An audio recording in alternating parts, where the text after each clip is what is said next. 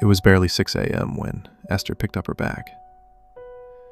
She didn't say a word, just packed her things and headed for the door. I tried to stop her, but I couldn't. She'd had enough. She left, shattered, bitter, and in pain. And I wasn't any better. I had done something I couldn't fix. My indecision had become my decision. My head spun with 1,000 what-ifs. Why didn't I just tell Maria I had a girlfriend? Why did I keep texting her? That week I couldn't eat, couldn't sleep. I tried calling Esther, but she had blocked me everywhere. Facebook, WhatsApp, Instagram. I even thought of messaging her friend, but what was I going to say? That I'd betrayed the only person who truly loved me. Later that day, my friend Andrew came to visit. He saw how broken I was. He asked what happened, and I told him everything. He didn't sugarcoat it. He blamed me, said I should have just given her my phone. I told him the messages with Maria would have hurt her even more. He asked if I'd slept with Maria. I said no. It was just the chats. I begged him to talk to Esther for me. He said it wouldn't be easy. I was her first love, and I'd just shattered her trust. He promised he'd try. A few days later, he came back, and his face said it all before he spoke. He told me he'd chatted with her, said he tried everything. Then he looked at me and said, "Bro, I don't think she's ever going to change her mind." That hit me like a wall. And that night, I prayed, begged God to help me. But the silence was heavy. I was confused, lost, empty. After a few days, I decided I had to see her. So I dressed up. Clean shirt, flowers, everything. She schooled in a different college, but I went anyway. When I got there, I stood in front of her hostel, unsure what to do. Then I stopped a girl passing by and begged her to help. I gave her Esther's number, told her to call and say it was an emergency. She agreed, after a small tip, and made the call. Moments later, Esther rushed out. Her eyes scanned the crowd, then froze when she saw me. For a second, her heart skipped. I could see it.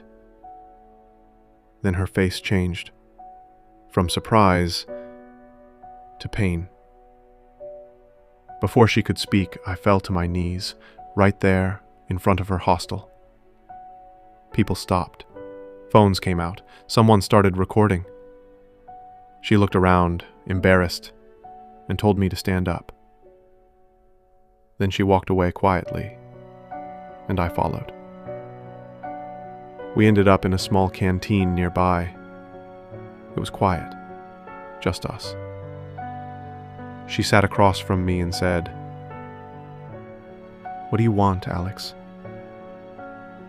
I told her the truth, that I hadn't been myself since that night, that I was sorry, that I just wanted her to forgive me.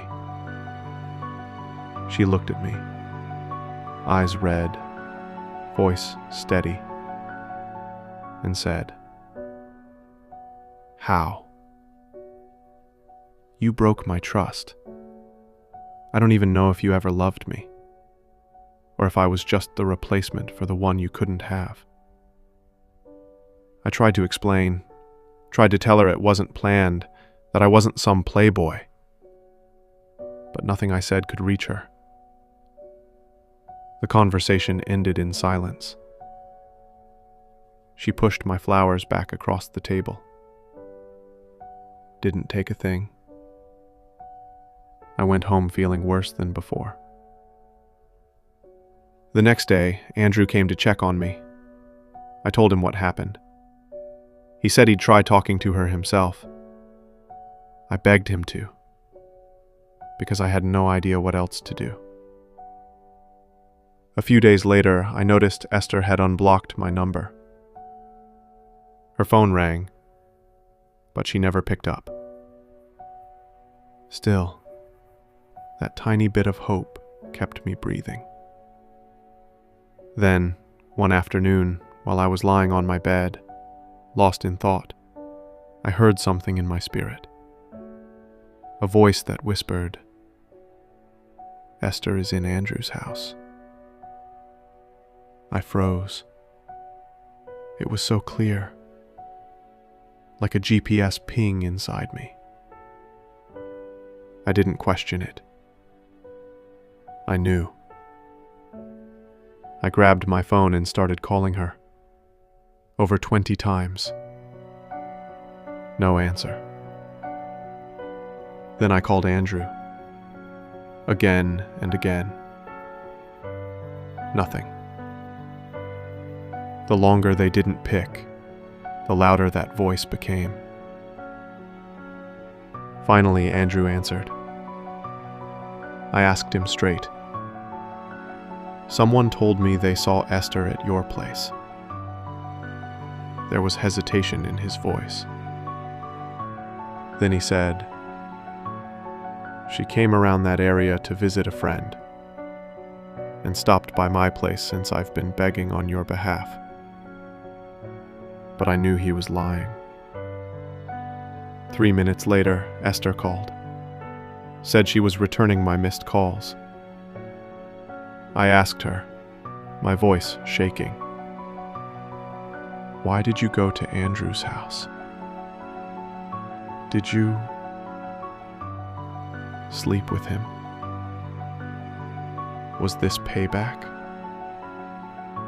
She went quiet, then said, "No, I didn't sleep with your friend." I could hear honesty in her voice. But then she added, "I'm not your girlfriend anymore, Alex. You don't get to question me." I froze. Then anger took over. I hung up. That night, I couldn't eat, couldn't read, couldn't breathe. 1,000 questions haunted me. Did they really do something? How could Andrew, my best friend, betray me? And Esther, how could she go there, knowing how broken I already was? My head spun until I couldn't tell if I was awake or dreaming. Everything felt heavy, like the world had stopped. That night, I realized heartbreak doesn't end when love fades. It ends when trust dies. And for the first time, I felt what she must have felt the night she read that message.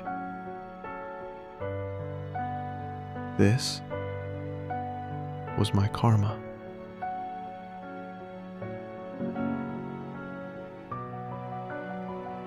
Tell me, who should forgive who now? Would you like me to continue this story?